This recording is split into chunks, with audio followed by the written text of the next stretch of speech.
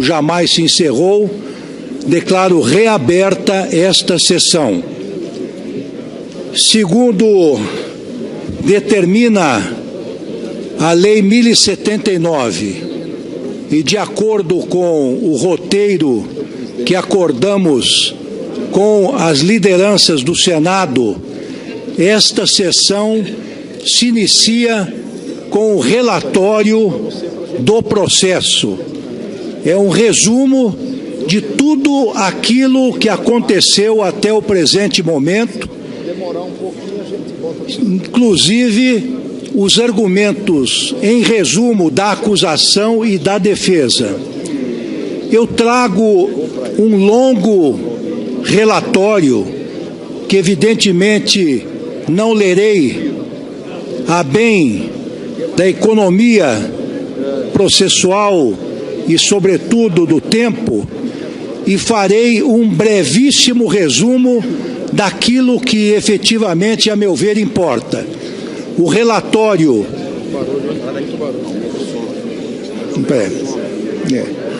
Vamos pedir para aumentar o som e peço a colaboração de todos os presentes para que possam ouvir o que a presidência tem a dizer e, evidentemente, com muito mais interesse, o que as senadoras e os senadores terão a dizer na sequência. Então, eu dizia que farei um relatório extremamente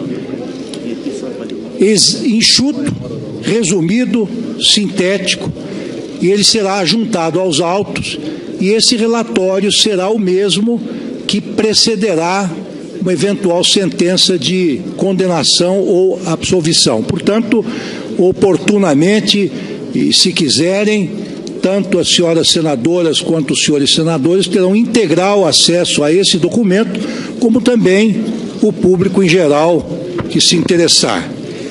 Então, eu digo já as folhas 4 do meu relatório o seguinte, depois de fazer uma longa cronologia dos acontecimentos. No dia 7 de julho, próximo passado, foi aberto prazo sucessivo para as alegações finais escritas da acusação e da defesa, recebidas, respectivamente, nos dias 12 e 28 de julho de 2016. Sobreveio, então, o parecer do relator, o eminente senador Antônio Anastasia, nos honra com sua presença, como sempre, pontual, que ofereceu uma proposta de emendatio libelli, de uma emenda ao libelo, para os fatos descritos na denúncia, como, entre aspas, abertura de créditos suplementares por decreto, sem autorização do Congresso Nacional, subsumindo-os ao disposto no artigo 10, itens 6 e 7 da Lei 1079 de 1950, mantida no mais a definição jurídica originalmente proposta para imputação remanescente. Digo ao senador Anastasia, se houver alguma imprecisão, Vossa Excelência, evidentemente, terá a oportunidade de apresentar uma corrigenda que será prontamente acolhida por esta presidência. E, não obstante a apresentação de voto em separado da eminente senadora Vanessa Graziotin e outros senadores, tal relatório foi discutido e aprovado pela Comissão Especial na data de 2 de agosto passado. Na sequência, em 9 de agosto, sob a minha presidência, o Senado Federal, como órgão judiciário, em sessão plenária, aprovou o referido parecer e pronunciou a senhora Presidente da República pela prática, em tese, dos crimes de responsabilidade a ela imputados.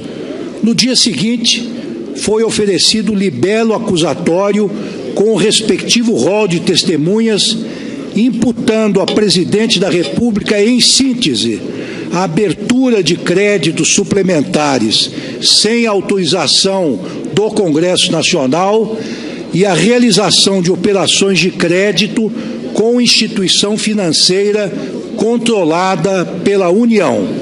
São duas, portanto, as imputações feitas à Presidente da República.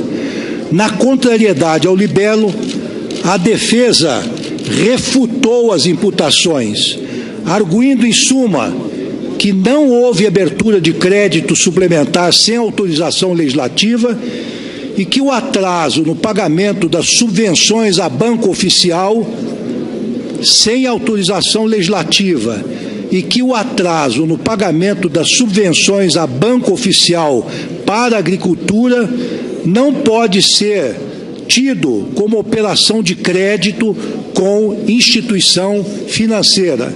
Este, evidentemente, é o resumo das alegações da defesa. Uma parte interessante agora para fins estatísticos. Durante a fase de julgamento, iniciada em 25 de agosto passado, após resolver 18 questões de ordem, foram colhidos os depoimentos de um informante e uma testemunha de acusação, bem como de 3 testemunhas e 2 informantes arrolados pela defesa.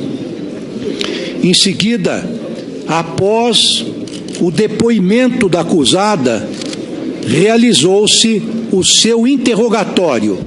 E aqui um dado que me parece bastante relevante, que indica a ampla defesa que foi proporcionada à Sua Excelência. O relatório e o pronunciamento da senhora Presidente durou por cerca de 11 horas e 35 minutos.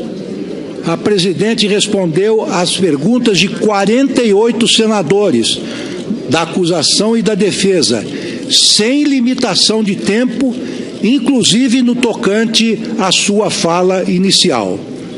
Ao final, foram realizados os debates orais entre as partes, bem como a discussão da matéria pelas senhoras e pelos senhores senadores, oportunidade em que 66 parlamentares fizeram uso da tribuna por até 10 minutos cada.